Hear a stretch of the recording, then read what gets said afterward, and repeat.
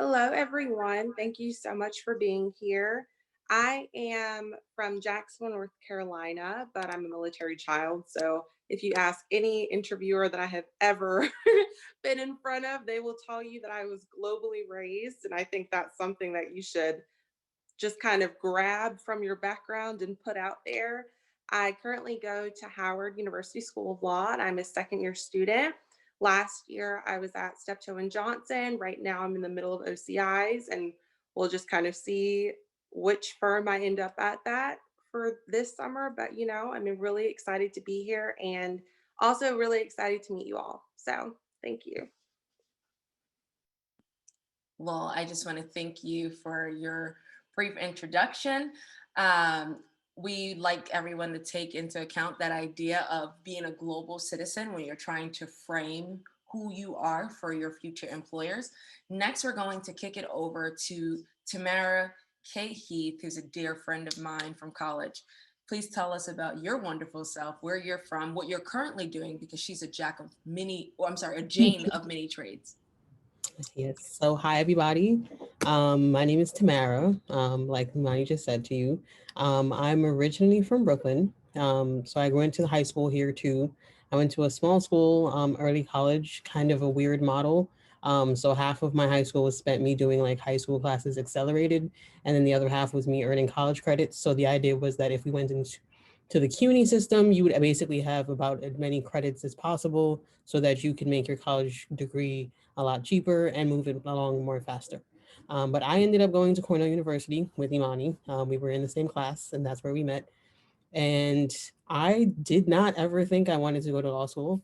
I kind of transitioned my idea into going to law school halfway through college. I originally started college thinking I wanted to be a math major, oddly enough. But then halfway through, I decided that getting a liberal arts degree and majoring in Africana studies was the right idea for me. Um, I don't know if you want to get into this later, but I also took 2 years off after college and then decided to be a paralegal at a personal injury firm before I made the decision to finally attend law school. And now I am a second year student at the Benjamin N. Cardozo School of Law, which is affiliated with Yeshiva University. Yes, and you're working full time. Yes, and since we're now back to Zoom University online, I am now back at work. Listen, I love Tamara. She is a woman who is able to make a lot of things happen, as all of the women are on this panel, which brings me to a dear colleague and mentee and friend of mine, Miss Rebecca Joseph. Please tell us where you're from and a bit about your background. Hi, everyone. I'm Rebecca Joseph. I'm also from Brooklyn, New York. I went to high school for public service in Wingate campus, for those of you from Brooklyn. I was in legal outreach with Imani. We also ended up going to Cornell together, which turned out amazing because she's been the most amazing mentor ever. I think I majored in Africana studies and American studies, and I did 3 minors: history, law and society, and minority, indigenous, and third world studies. And I am currently a 1L at Brooklyn Law School. Well, I just want to thank you again for being here. You're giving me far too much credit. You have worked very hard. And next, we're going to kick it over to professionally known as Madeline Perez, but my former colleague, Maddie Perez. Maddie, would you like to introduce yourself? Tell us where you're from. Yeah, thank you for that. Hi, guys.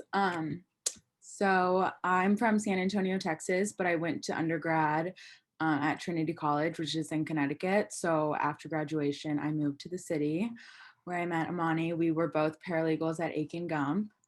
And then from there, I worked there for 3 years. I wasn't sure if I wanted to go to law school. I have a lot of lawyers in my family, so it was kind of in the back of my mind, but I wasn't positive. But after my work experience, I was pretty convinced. So I'm currently a 3L at Cardozo as well. And yeah, I'm excited to be here. One thing as we continue to go through who the panelists are before we go into our breakout discussions is I want you to keep in mind as you're asking them questions, what were your decisions to take time off? And Maddie and I met each other right before she left me and went to law school. But many of our panelists took time off, and some went straight through, and some come from families with lawyers and some do not. So I really do want our guests to make sure that you're getting as much as possible from each of these women. Next, we're going to kick it over to my co-community service chair, a person who probably needs to have a podcast with me, my dear Miss Racia Poston. Thank you so much, Imani. I am so happy to be here. Hello, everyone. Good evening. My name is Racia Poston. I'm originally from Indianapolis, Indiana. I attended undergrad at Tennessee State University in Nashville, Tennessee, where I obtained my Bachelor of Science in Social Work. Right now, I'm a second-year law student at Hauer University School of Law, so that is where I know the fabulous Imani. So full-time law student, part-time Army officer. So I really try to keep busy, and I'm really excited to be here. So thank you, Imani. Thank you for joining us. And if anyone has any questions about what does it mean to enlist and then to still be to be on active duty, but to also be a full-time student, Racia Poston, counselor, AKA Harriet, as I like to call her, is the person to ask. So if you're not in her breakout room, don't worry, we'll have time when we come back out. Next, we're going to kick it over to another friend of mine, Miss Bethany Thomas, who I've had the pleasure of meeting in the past year, and truly one of my big sisters. Bethany, please tell us a bit about where you're from, who you are, and what you're currently up to. Hi, everyone. So my name is Bethany Thomas. I'm originally from Chicago, Illinois. I went to undergrad at George Washington University here in DC, and I took a couple years off and worked as a consultant in downtown DC before going to law school. I'm also a second-year student at Howard University School of Law, which is where Imani and I crossed paths, and myself and many of the other panelists met as well. So I'm really excited to hear more from you all and get to know you and answer any questions that you have.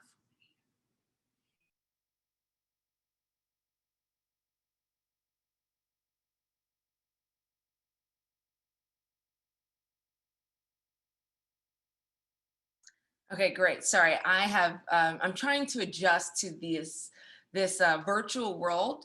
And for those of you who join us every week, I've added a screen, so I lost my mute button, but I am back and better. So now we're going to kick it over to another colleague of mine who I happened to meet, one of my very first friends at Howard.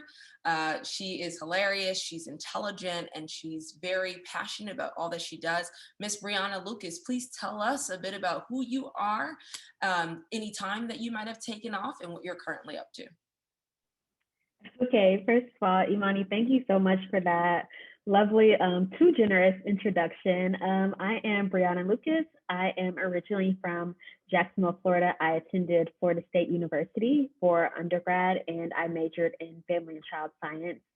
Between undergraduate and law school, I took a year off and did a year of service with AmeriCorps, specifically City Year Dallas, and I was working in a high school with several high school students to help improve their academic and socio-emotional learning skills. And then from there, I transitioned to Howard University for law school, currently a 2L, and I have met several of the young ladies on this panel today, and I'm just super excited to be here and answer any questions y'all have. Thank you, thank you, thank you, Miss Lucas. We have moved over to one of my closest friends in law school. I call her my tech extraordinaire, Miss STEM, patent privacy herself. She does a lot, and you'll learn a bit about that. Please introduce yourself, Miss Grant. Hi, everyone. Thank you, Imani, for having me. My name is Casey Grant. I'm from Hauer, North Carolina. It's a small town in northeastern North Carolina. In undergrad, I went to UNC Chapel Hill. Actually, Chasity and I went to the same university. That's where we met. And in undergrad, I majored in public policy with a minor in African American studies. I took 2 gap years. Before starting law school, I worked at a tech company called Oracle doing sales for public sector organizations, so selling them softwares to help advance their organization and their business. After that, I transitioned to Howard University School of Law, where I met Imani, and we continue to be friends today. So I'm just happy to talk to you all about law school and just your journey, your path, if you are interested. I love that. And I'm so grateful to have you all here. Casey, I'm grateful to have you here. Glad I came to Howard and met so many of these wonderful women. And last but not least, some of you who are participants of our workshop series, you've met this panelist before. A high school friend, also met through legal outreach. Miss Alondra Munoz, please introduce yourself.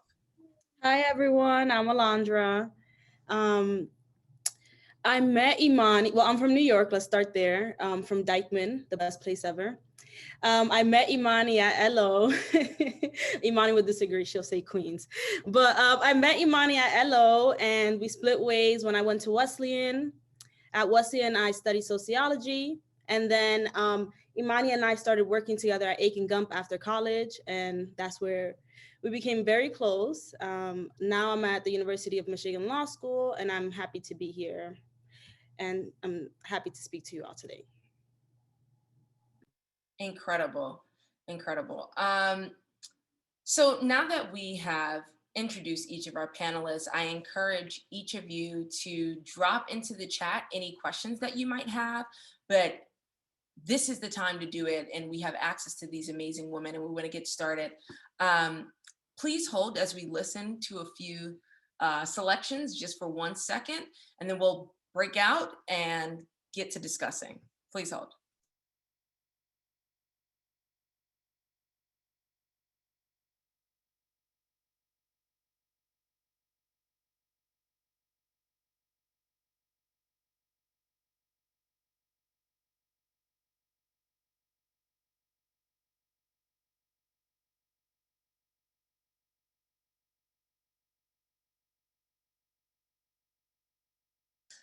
Okay, so instead of breaking out into rooms, because we have a good intimate group, what we're going to do is introduce two of our facilitators who are going to bounce back and forth with me with asking questions.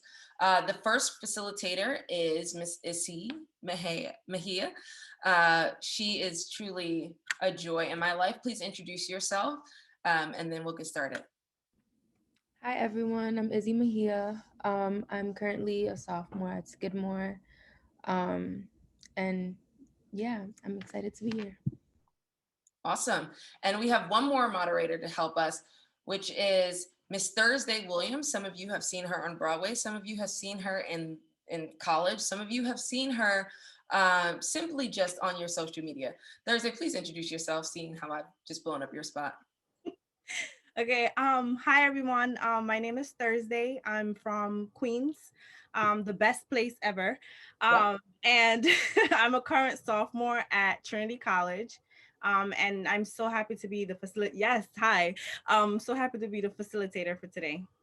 Okay, awesome. So what we're gonna do is make this a real intimate conversation.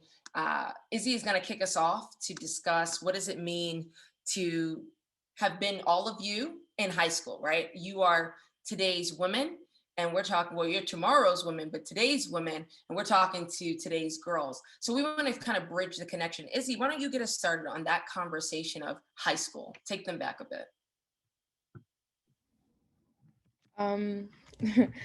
So when y'all were in high school, I guess one question I would have, what did you consider to be the most important resource or like person or guidance that you had available to you during that time?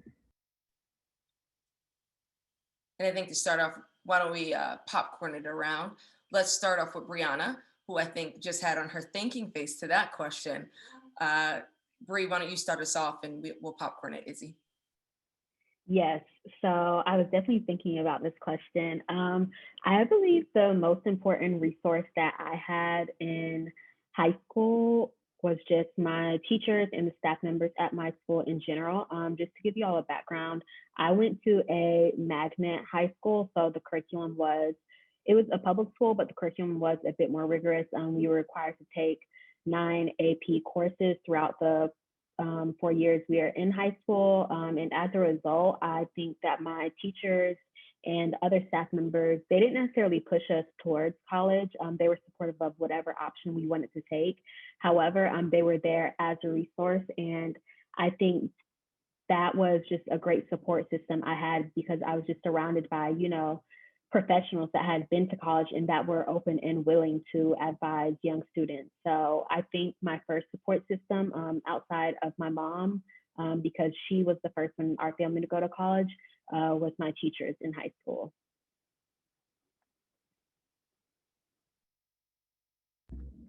I'm supposed to pick who goes next, right?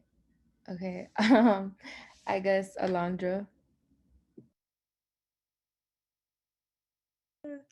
Hi, everyone. I would say that my biggest resource, that was the question, right? The biggest resource? Legal outreach for sure. Having them hold me accountable with their programming was definitely what helped me get into a great college and succeed in high school. But I would also say that a great resource was myself. I went to a predominantly white high school in the city, Beacon, and while it was great academically, I would say that the college that I ended up going to, Wesleyan, they told me I couldn't get in. So they would always like put me down and just tell me like, oh, like the school you want to go to is a reach. And I ended up getting in. So I think that with legal outreach and believing in myself helped me a lot, and helped me succeed while I was in high school. Thank you for sharing. Next, let's bring it to Madeline. So yeah, just resources you had or that you wish you had. Yeah, definitely. Well, I also went to like a predominantly white high school, and then Thursday knows that Trinity College is very, very, very white. So I think that it's like there are definitely great resources that I had with the schools that I went to, and I was very fortunate for that, but also just like believing in yourself. My parents were also great resources. My grandparents like immigrated from Mexico, and so they didn't go to college. So my parents were first generation. So kind of having like that foundation and having them there was really great. But yeah. Mm-hmm. Thank you. Next, Kareen. Okay, so when I went to high school, this was a very, very, very long time ago. The school I went to was Lafayette High School in Brooklyn. And back in the day when you were choosing the school you wanted, it was specialized. So the school was known for healthcare. So when we were in school, that's like a lot of the classes that we would take in addition to the regular, like the math, the science and stuff. So I really couldn't say that we had much of a resource there for what you wanted to do after, because it was kind of people just pretty much assumed like since you went to that school and you did a lot of healthcare that you would probably go on to go become a nurse, or work in the medical field. I of course didn't do that. I started my high school there, and then I moved to New Jersey to a predominantly white school where I went from a majority all Black school, Black and Hispanic school, to we were literally the minority in the school. And the resources that they had there, again, not really top shelf or anything like that. So it was a matter of your own research. Like, what did you want to be, and for you to look up how you wanted to do it, and to go out there and to find the information that you needed to help you get there. So that was my experience back then. Thank you for sharing. And to kind of end us off with this question, Chasity. Yes, so I would say for me, because again, I was a military kid. So from when I was in high school, I was still in Jacksonville, North Carolina. But I mean, almost 80% of the people there are all they're all military kids. So I would say I went to a very diverse high school, and it's probably the last place that I occupied that was that diverse. So maybe 40% of the school was Black, 40% was white, and then everyone else, like Asian, Latina, like there was everything, I would say. I thought it was a pretty great place. And so because of that, it had a very rotational feeling almost, in that the guidance counselor, although she lived there, she understood that people were always going in and out. So her resources could also be very temporary. So maybe it wasn't about college, maybe it was just about the program that you could be in that summer and what you were eligible for at that time. And I think for me, because all I can speak to is my own experience, I found the best resource was actually in my community and not necessarily in my school. So I found that going through my senior project, I kind of intentionally was able to come into contact with some of the local politicians and just kind of seeing what route they took in the community and what school they went to and just what were the things that they were looking for when they went to undergrad. And those are the people that I clung to. So it wasn't so much the traditional route where I was on my mom, because my mom went the psychologist route. So she was great for still the fundamental things that you would look for when you go to a school, but not so much for the path that I knew that I was trying to take. And so just finding people who already went through what you want to go through to the best extent that you can, even if it's pretty loosely related, was the thing that worked the best for me. And so I would say it's not one position necessarily, but it's just who do you come in contact with that serves your need the best that you can find. And so that's what I did. And hopefully, even if it's just one person, for me, it was just one person that'll serve you well. Thank you to the first half of our panelists who answered that first question amazingly. I guess to kind of continue, to ask the second half of our panelists about any extracurriculars that they took in high school, and how do you feel that that contributed to your high school experience, maybe your college applications. And to start us off, Racia. Okay, so can I be completely honest here? Is this a safe space? Very safe. It feels like it is. I'm just gonna be honest with y'all. I was a totally different person in high school. I got good grades. I was in the IB program. I don't know if you all are familiar with that. That's supposed to be kind of equal to AP program. So I got good grades and everything like that, but I got in trouble a lot for some reason. I don't know why. Super outspoken, not as polished as I am today. And honestly, I just was sick of high school, just the mundaneness of it. The bell rings, you know what class you're going to. Every day was the same thing. And I was sick of it by senior year. So honestly, for me, I think that last year of high school, only thing that I did was like color guard and involved like with the prom planning committee. I didn't do much outside of that. But I would say I was ready to get out of high school at that point. And so for me, that last year at least was really just looking forward to what I was going to do after high school because I was so tired of it. Even also too in high school, I worked a lot, so I didn't have an opportunity to be involved with a lot of different things. I was a girl who worked at McDonald's all the time. So that was pretty much my high school experience. Thank you for, keeping it real and also very relatable. Next, if Casey could answer the question. So in high school, I was involved in a lot. I did a lot. I was trying to sit here and think about like all that I did. It's aside from like getting good grades and all of that, I was involved in a lot of extracurricular activities. I thought that was important. I know it was FBLA. I also did Delta Gyms. I also did some like student advisory committee to the principal because she was new and she wanted like the insight on how to best, I guess, handle the students. And a couple more things that are leaving my mind because it was such a long time ago.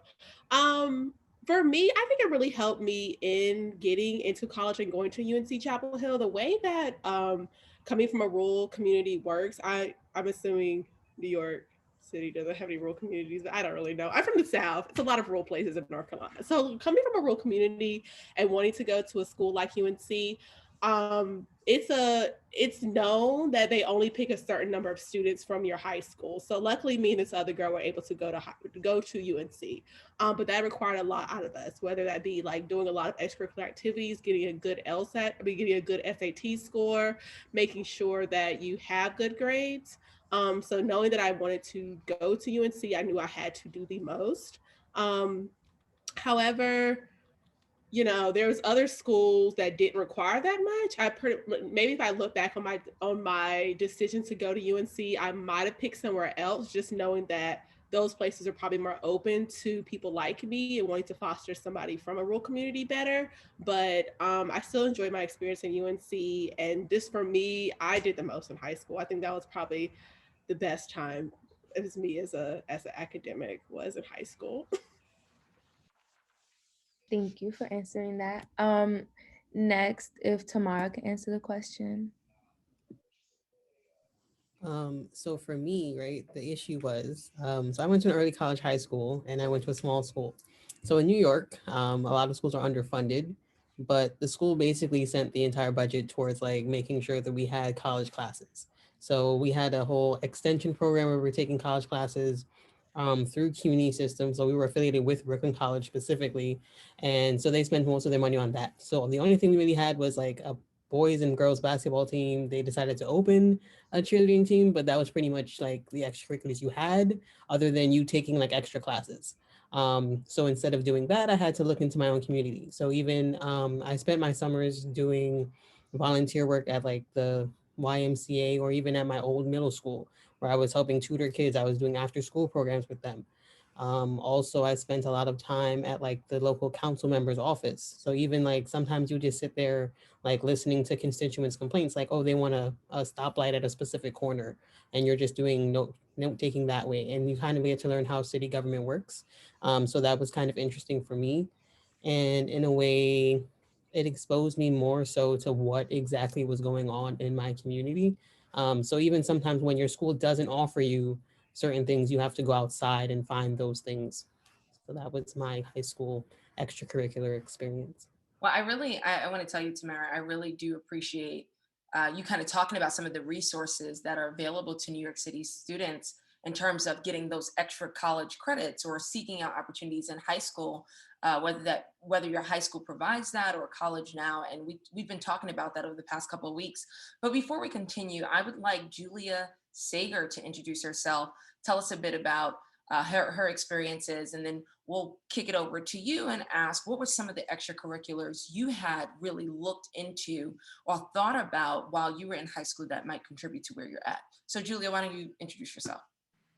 Hi, I'm Julia. I'm actually not in the law field. I'm in a clinical psychology program. I'm friends with Maddie and she told me about this. But what I was doing in high school was not at all related to psychology, but I was working at a camp for child victims of domestic violence. And so that really opened my eyes to the different trajectories that kids can go on after experiencing or witnessing domestic violence.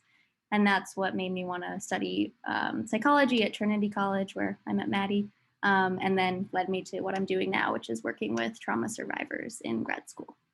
And I would imagine that, as someone who's working closely with trauma survivors, you're also working closely with lawyers, right? And so I think for those who are in our audience, when we talk about laying down the law, sometimes that takes a very different role than being a paralegal or a lawyer. Issy, I'm going to kick it back to you as you continue to discuss what does it mean to be a high school student and who wants to go into the legal field. Yes, thank you. So yeah, as we continue talking kind of about like extracurriculars, what type of extracurriculars did y'all do and things like that. I'd like Bethany to answer that question next.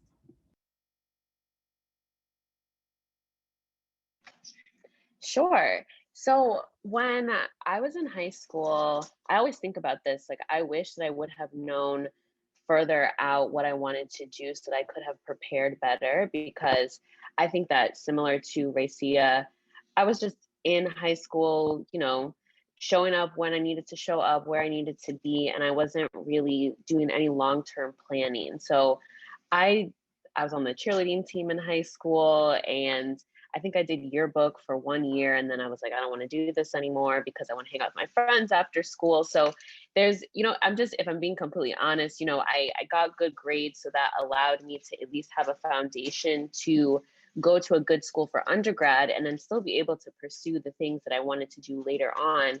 But, I think that for all of you, it's really great that you're participating in these type of organizations where you can have people like Casey, who did everything right from high school going forward, and you can kind of see what type of trajectory that leads to. But then you can also have other people who were not planning ahead as much as I was, because when I'm trying to think of my extracurriculars in high school, I truly can't think of anything except for the cheerleading team. So I think that gives me, great energy to be a good interviewer. But aside from that, I wasn't really thinking that much about my long-term professional goals in high school. But I think that it's okay if you're not doing that, or if that's not really the path that you're on right now. There's either still time to change if you want to, or that's not something that you need to worry about, right away. I think it's really individual for every single person. Thank you for that. And next we can go to Rebecca. I was a part of legal outreach for 4 years, so anyone who is in this chat right now is kind of knows that legal outreach is a lot of time, and it's basically every Saturday. It was just basically nearly every single day of the week if you're really active, like how I was. So a lot of the time was dedicated towards that. I went to a high school that specialized in public service, so we were required to do 200 hours of community service. So that would kind of took up a lot of my time. I also was a TA for a year, senior year of high school. But I also agree with what was said by Bethany, that it takes time to change. You may not necessarily not know what you do, and that's okay. And I also think, in a sense, that while I was prepared for law school, because I always knew that I wanted to go to law school, I wasn't kind of prepared for me taking a year off. And I think that's okay also as well, to know that your track from high school to law school isn't always straight. Wow, well, that is a perfect transition into our discussion around college and really thinking about, do you take time off?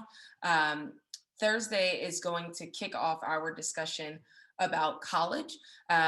Thursday, she's going to start with her question with Kareen. So Thursday, why don't you take it away? Okay, so my first question is, why did you choose the college that you did? Why that college? Okay. So my path is very, very different in that I moved around a lot. So I had the attitude back when I had first graduated high school that, I would pick up and go. So I've lived in a few different states. I moved around and I had different experiences, moving around and working. So when I finally settled and I'm like, oh, okay, I'm gonna go back to school, I chose CUNY because I thought CUNY was a good school. It was right there. At that time, it was very easy to get into college. College wasn't really that expensive. It's a 2-year school. So from there, you could pivot, and the plan was always to transfer into a bigger school. So I found that it was right there, and the staff and admissions was very nice. If you know anything about CUNY schools, a lot of the times they're not so nice and they're not so helpful, and it matters how people treat you. So I had a good vibe when I went to LaGuardia, and so that's how I wound up at LaGuardia. That's how I chose it. It was just kind of random in that way.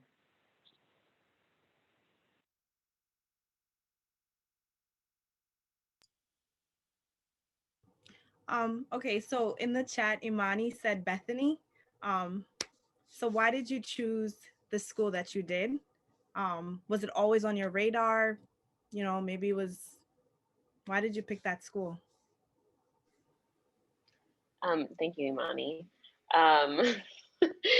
So as I mentioned in my introduction, I went to George Washington University, which is here in DC. And initially I did not know anything about this school. I was applying to schools in Chicago, where I'm from, in New York, in California. I just wanted to be in a big city. So I knew that I wanted to be a political science major. So I got a postcard from GW in the mail. And I looked more into the school and I said, this looks great. They had a very strong alumni network, a lot of opportunities for students that maybe other undergraduate students wouldn't have because of the school's location in DC.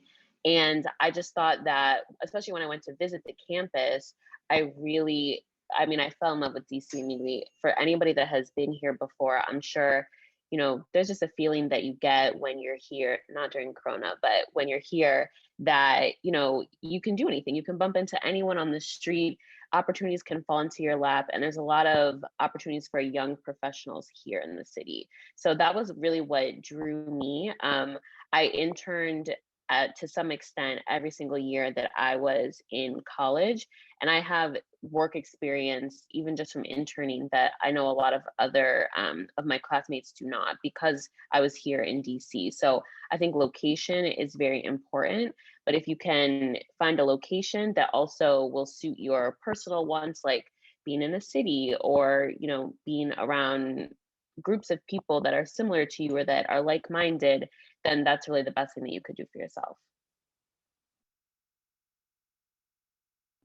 Thank you. Alondra? So let's see. Ooh, this is a long time ago. I'm getting old. Okay, so I usually choose the schools I go to and where I work based on culture. I'm very into spaces that look for culture fit. And I think that, I know actually that Wesleyan is definitely one of those schools where they look beyond numbers. Even though it's a great school, they look beyond numbers and test scores, and they actually look at the person, like what they believe and just who they are generally. And I think that that's also the reason why I chose Michigan, because Michigan is also a school that looks at culture fit and how you fit with the overall student body. And just to add to it, even though this wasn't part of the question, Akin Gump is also a firm, which is where I worked, that looks for a culture fit as well, and they really value that. So just overall, I look for places where culture fit is important and where the person's like character matters. Maddie? Yeah, so I agree with Alondra. I do look for culture too, but I think going back to what Bethany said about like things that you're involved in high school that might have not prepared you for law school. I guess like in high school and college, I didn't really take that many courses that were directly correlated to law school, but I was a big athlete. And so when I was applying to law school, I actually got on the volleyball team at Trinity. And that was one of the things that kind of drew me to go there. But also because I'm from South Texas, so I wanted to go to a big city as well, like knowing that there are more professional opportunities and things like that. And so I thought that if I could go to the Northeast for college, then it would be easier to make the transition to either New York or DC or Boston. So I picked it kind of based on region. And then when I visited and I had the opportunity to play volleyball, that was like one of the selling factors.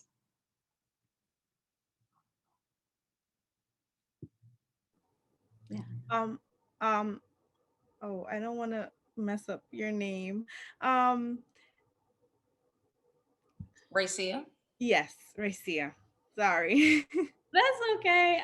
Yes. So I decided to go to the school that I went to, which is Tennessee State University, because I knew that I wanted to go to an HBCU. In high school, I took a college tour where we went around to different HBCUs, and I knew that that was a space that I wanted to be in. And I'm so thankful that I did make that decision. So I'll just kind of backtrack a little bit. After I graduated from high school, I took some time off in between high school and college to do my military stuff. And then I decided to go to Tennessee State. I probably was not as strategic as a lot of you are or were. I did not know anyone who went to TSU. I never visited the campus or anything like that. I just applied there, and my sister and my mom, we took a trip down. They dropped me off, and next thing I know, I'm living in Nashville by myself, don't know anyone. But I'm always going to advocate for HBCUs. That is really where I found myself. That's where I got my start in everything. I was a part of a lot of different organizations, ROTC, Delta Sigma Theta, Student Government Association. It afforded me opportunities to even intern at the Obama White House. And I know like my network, it is what it is today because I went to Tennessee State and HBCU. And I'm just so thankful. So I will always advocate for HBCUs. So I would just really encourage you all when you think about, what school you want to go to, think about the city, think about, what kind of students go there, what kind of alumni have graduated from there, because that can certainly be your path as well. Brianna?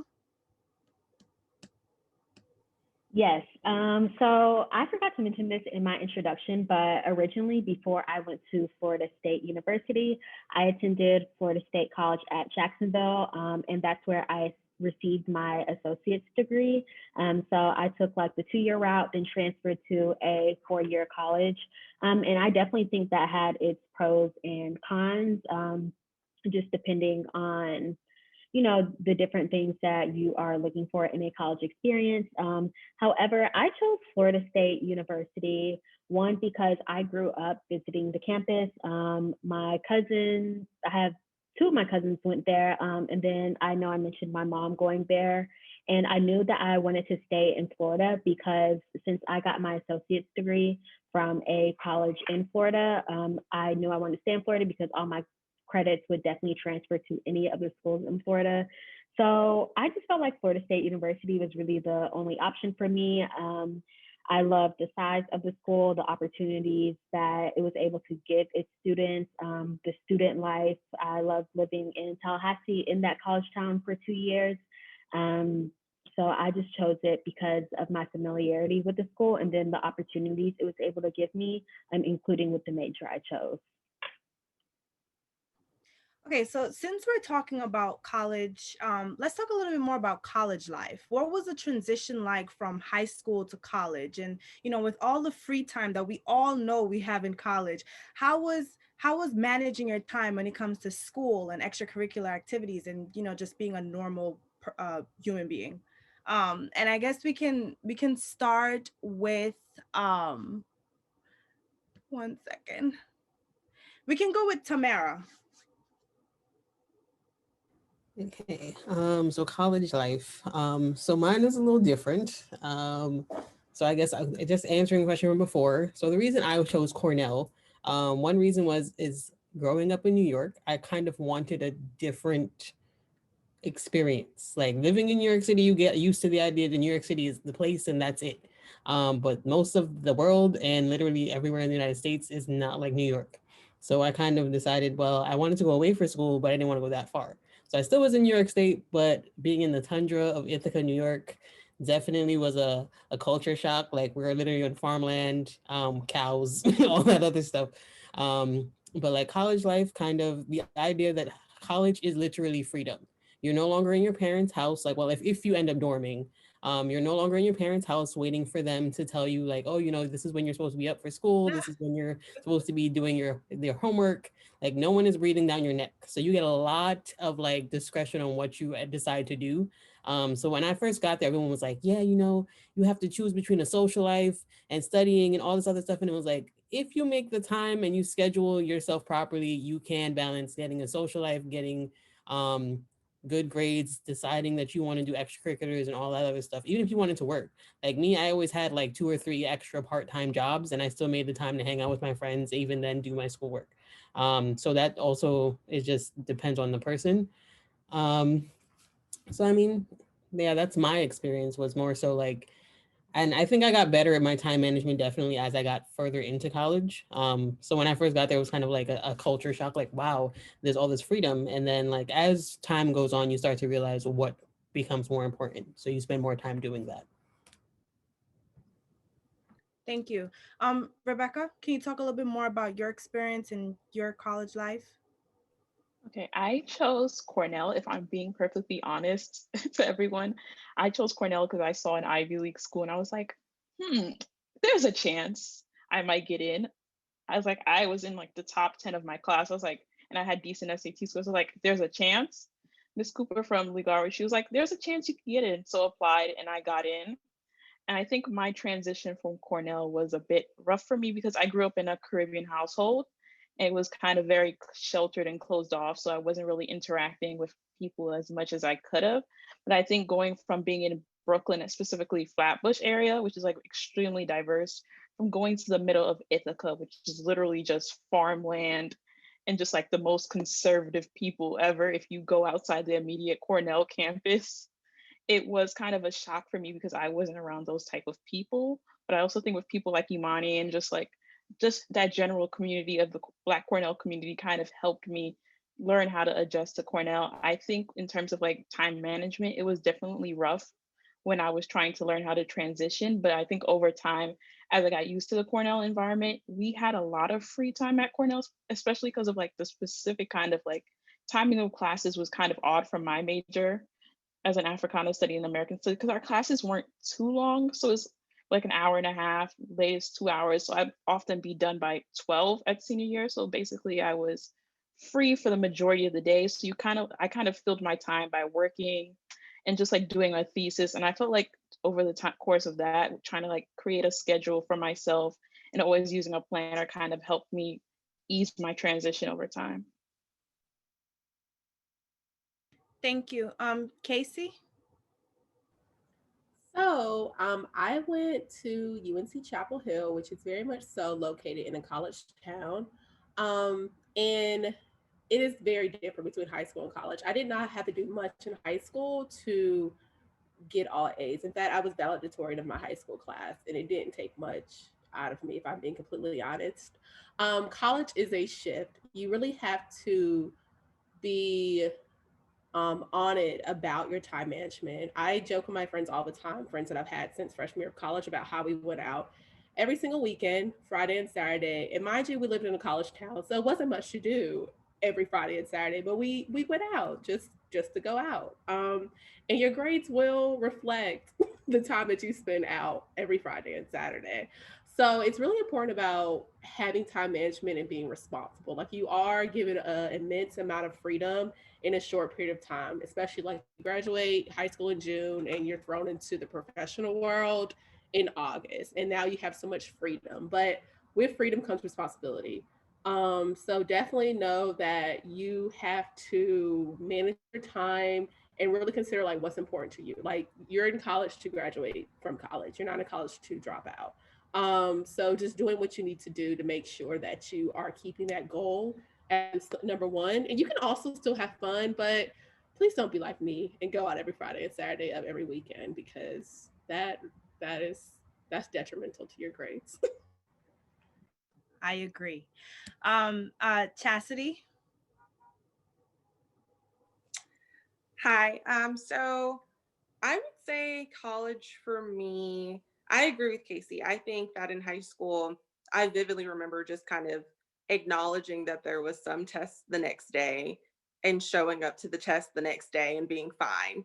And I think that because my parents were both first generation for college, that even though they had went, it wasn't ingrained enough into our family line for them to actually like give me advice. And so I don't think that was something they ever did. It was just more so, okay, you're going to college. This is something that in my family particular, you're going to a 4-year college or you're going in the military. And that's just kind of like what you grow up knowing is going to happen.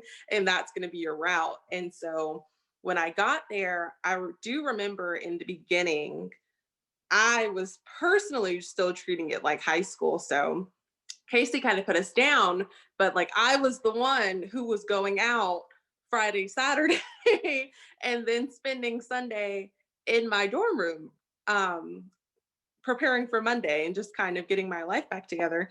And so I think that it was a rude awakening my first semester, and that it kind of forced me to understand that I was in a new environment and I couldn't keep doing the same patterns that I was before then. And so my sophomore semester is more so when I had decided that I still wasn't going to join anything. I didn't join anything my freshman year because I knew I just wanted to get my feet on the ground and kind of acclimate to my new environment. And so I got my grades back up and I kind of saw like, okay, this is what my college experience is. And for me, I was a poli-sci and a philosophy major with an African American studies minor. And so I had a lot of work to do, but because my classes were primarily paper focused, it wasn't so much like, let me study for all of these exams that are about to come up. It was no, like, I have so many papers coming up. And so it was easier to manage my time.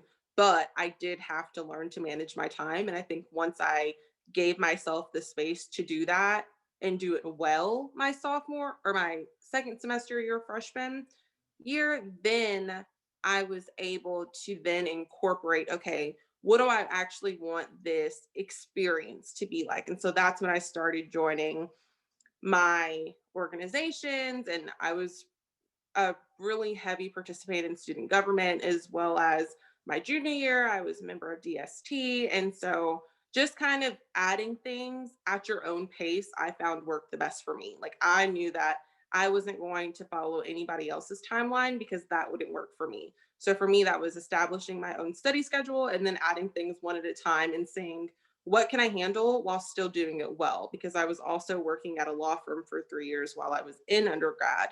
So I had a lot of hats to juggle, and I think that's okay. And that's a way to get to get the most you can out of undergrad. But I don't see undergrad as you need to do anything. It's what can you do? What do you want to do? And then just trying to check as many of your boxes as you can before you move on to your next chapter. So finally on this question, Alondra. Okay, I'm happy I'm last. So in college, I did nothing. So I did nothing. I just did my work and like didn't work too hard. Just like, honestly, I didn't do anything. I just went out every weekend and enjoyed my time. I didn't do terribly academically. But I also didn't spend too much time studying or like preparing for any exam or writing any essay. I ended up doing fine, but I feel like I paid for it when it came to applying to jobs.